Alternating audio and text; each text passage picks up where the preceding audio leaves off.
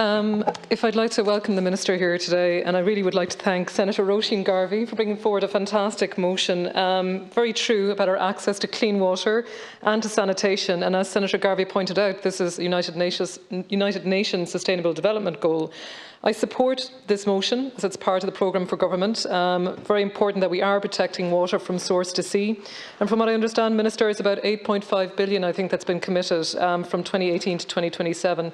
And also, I believe, another 40 million or so for lead pipes and so on. So this is commitment that we're seeing, and we need to see it rolled out very quickly. I work with Galway and Roscommon County Councils, and as Senator Murphy has referenced there, we have a lot of experience of poor water, and particularly as well in Ballinasloe, where I come from, and having those notices and knowing that we were top of the EPA list where our drinking water did not meet the criteria, where my parents have filters in their house and where we would always have brought in bottled water.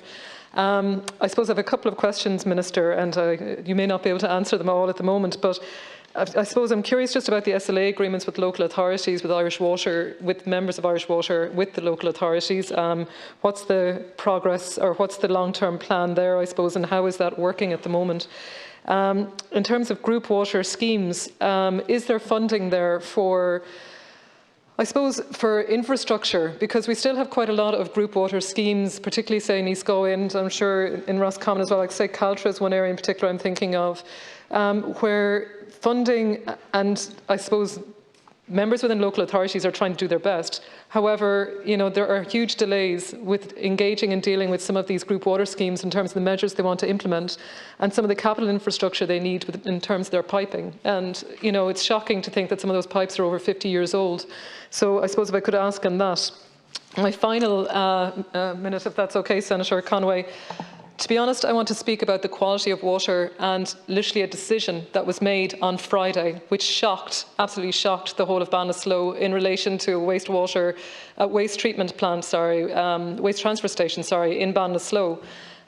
That's actually located in low-lying floodplains close to the River Suck, and permission was granted. Planning permission was granted for this facility in 2016, and I'm part of a community group that has fought this for the last 4 years.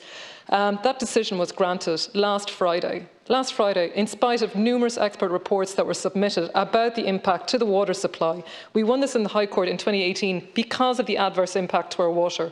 That actually is the River Suck that feeds the actual drinking water, which comes from the River Bonoan into the River Suck. They pull this out. That's what the people in the area drink. That's what they drink. We've just gotten the all clear from the EPA on water, and yet, decision was given that this is now going to be allowed. And I suppose, Minister, what I'm asking you, is there sufficient expertise within the local authorities in terms of planning in these areas and in terms of the impact to local community groups? Thank you very much for your time.